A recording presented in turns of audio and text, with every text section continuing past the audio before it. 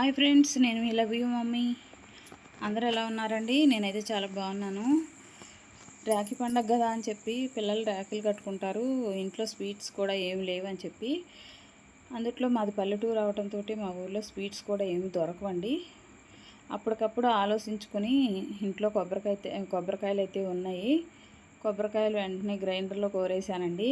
ఎప్పుడూ అలా ట్రై చేయలేదు, ఇప్పుడే ట్రై చేశాను గ్రైండర్లో కొబ్బరి కోరటం. ఇంకా తర్వాత నెయ్యి అయితే బాగా వేడి చేసేసుకున్నానండి. అందులో కొబ్బరి వేసేసి కొబ్బరిని బాగా వేయించుకున్నానండి. బాగా ఫ్రై అయితే చేసుకున్నాను. కొబ్బరి నేతిలో కొబ్బరి ఫ్రై చేస్తూ ఉంటే ఒక మంచి స్మెల్ వస్తుందండి. ఆ స్మెల్ వచ్చినప్పుడు కొబ్బరి ఏగినట్టు మనకి తెలుస్తుంది. కొబ్బరి అయితే ఏగిపోయిందండి. ఇప్పుడు నేనైతే పంచదార అందులో వేసేసుకుంటున్నాను. చూడండి, అరకిలో పంచదార తీసుకున్నానండి. అయితే అరకిలో వేయను, పావు కిలో వేస్తాను. అందులో సగం పంచదార అయితే వేసేసుకొని బాగా కలుపుకొని పాకం వచ్చేంత వరకు ఉంచుకోవాలండి. చూడండి, నేను ఎలా చూపిస్తున్నానో అలాగే పంచదార వేసేసుకొని మొత్తం కలిసేలాగా కలుపుకోవాలండి.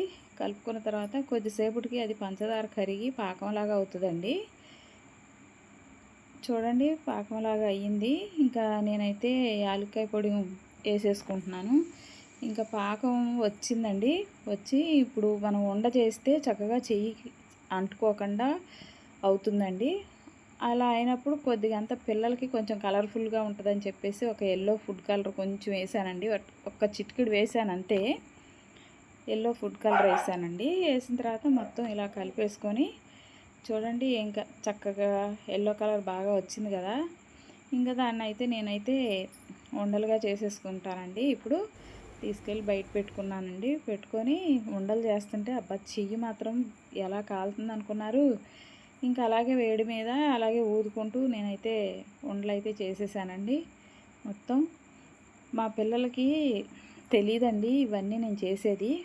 మా పిల్లలంటే మా లవ్ యూ మమ్మీ బ్యాచ్ ఉంటారని చెప్తాను కదండి, ఎప్పుడు వాళ్ళ కోసం చేస్తున్నాను. మా పిల్లలు చిన్నపిల్లలు కాదు కదా, మా పిల్లలు పెద్దోళ్ళే. వాళ్ళ గురించి అయితే చేయట్లేదు నేను. మా లవ్ యూ మమ్మీ బ్యాచ్ ఉన్నారు కదా, వాళ్ళ కోసం చేస్తున్నానండి. నేనైతే లడ్డూలు అయితే ఇలా చేశాను, కొబ్బరి లడ్డు. ఇంకా తర్వాత నేనే సొంతంగా మా పిల్లల కోసం ఇలా రాఖీలు అయితే ఇంట్లో ఉన్నాయండి.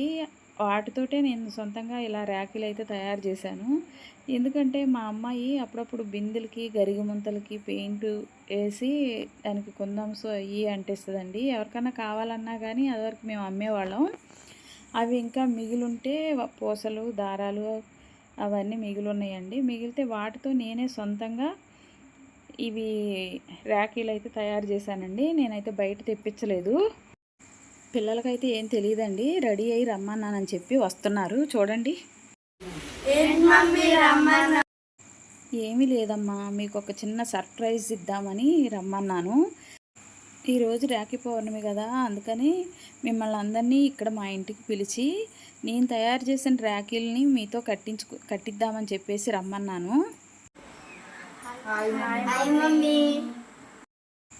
మా పిల్లలు చూడండి, మన ఫాలోవర్స్ అందరికీ మన ఫ్రెండ్స్ అందరికీ హాయ్ చెప్పండి అని అంటే వాళ్ళు తిరిగి హాయ్ మమ్మీ అని నాకే చెప్తున్నారు.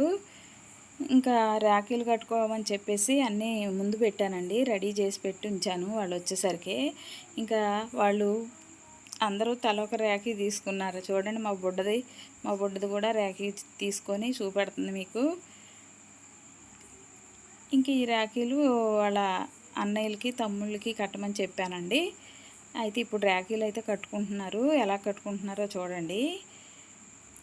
నేను కూడా ప్రతి సంవత్సరం అన్నయ్య వాళ్ళ ఇంటికి వెళ్ళి రాఖీలు కట్టేదాన్నండి. నాకు 2 అన్నయ్యలు ఉన్నారు, చిన్న అన్నయ్య పెద్ద అన్నయ్య. కాకపోతే పోయిన సంవత్సరం రాఖీ కట్టిన తర్వాత కొన్ని రోజులకే అన్నయ్యకి హెల్త్ బాగోక అన్నయ్య చనిపోయారు. అందుకని చెప్పేసి నాకు చాలా బాధ వేసిందండి. అందుకనే నేను ఈ సంవత్సరం నేను రానని చిన్న వదిన అన్నయ్యతో చెప్పానండి. కానీ కనీసం సంవత్సరం కూడా అవ్వలేదండి అన్నయ్య చనిపోయి, 7 నెలలు ఏమో అయ్యింది. ఇంకా మనం ఈ రాఖీలు కట్టుకోవడం అవి నాకెందుకో వద్దనిపించింది, బాధ అనిపించింది. అందుకని చెప్పేసి నేనైతే రాఖీ కట్టడానికైతే వెళ్ళట్లేదు. అయినా సరే మా చిన్నవదిన రాఖీ కట్టకపోయినా సరే ఉంది, నువ్వు చీర కొనుక్కోమని చెప్పేసి డబ్బులైతే వేసేసారండి నాకు. పిల్లలకి రాఖీలు తినడానికి స్వీటు తయారు చేసి పెట్టాను కానీ వాళ్ళకి ఏం గిఫ్ట్లు ఇవ్వలేదండి. ఎప్పుడు నాకు తోచింది ఏదో గాజులో లేకపోతే వాటర్ బాటిల్స్ అలా ఇచ్చేదాన్నండి. కానీ ఈ మధ్య నా పరిస్థితి అంతగా బాగోలేదండి. నేనే చాలా ఇబ్బందుల్లో ఉన్నాను. అందుకని చెప్పేసి పిల్లలకి నేనేమీ కొనివ్వలేకపోతున్నాను. ఒక్కొక్కసారి అనుకుంటాను వాళ్ళకి ఏమీ కొనివ్వట్లేదు అని, కానీ నాకే చాలా ఇబ్బందిగా ఉంది. దేవుడి దయ వల్ల ఈ యూట్యూబ్ సక్సెస్ అయితే అప్పుడు పిల్లల్ని ఎక్కడికైనా తీసుకెళ్ళి వాళ్ళకి కావాల్సినవి కొనిపెట్టాలనే ఆలోచన, ఆశ నాకు ఉంటుందండి. మీ అందరి సపోర్టు ఉంటే నేను తప్పకుండా ఆ పని అయితే చేయగలుగుతాను. పిల్లలకే కాకోకుండా ఇంకా కొంతమందికి కూడా హెల్ప్ చేయగలుగుతానండి. మీరు తప్పకుండా నాకు సపోర్ట్ చేస్తారనే ఆశపడుతున్నాను. నా వీడియోని లైక్ చేయండి, షేర్ చేయండి, సబ్స్క్రైబ్ చేయండి. వీడియో చూడగానే మీకు నచ్చితే వెంటనే లైక్ చేయండి. మీరు లైక్ చేస్తే మళ్ళీ ఈ వీడియో ఇంకా కొంతమందికి వెళ్తుందంట. అప్పుడు నాకు మీరు చాలా సపోర్ట్ చేసిన వారు అవుతారు. అందుకని చెప్పేసి మిమ్మల్ని రిక్వెస్ట్ చేసి మరీ అడుగుతున్నాను. వీడియో చూడగానే నా వీడియోని లైక్ చేయండి, తప్పకుండా షేర్ చేయండి, కామెంట్ కూడా పెట్టండి. పిల్లల్ని అయితే పిలిచాను కానీ వాళ్ళని పట్టించుకోకుండా మీతోటే మాట్లాడుతున్నానండి. నా బాధను మీకు చెప్పుకుంటున్నాను. పిల్లలు ర్యాకులు అయితే కట్టేసుకున్నారు. ఇంకా ఇచ్చిన స్వీట్స్ కూడా తినుకుంటూ కూర్చున్నారండి.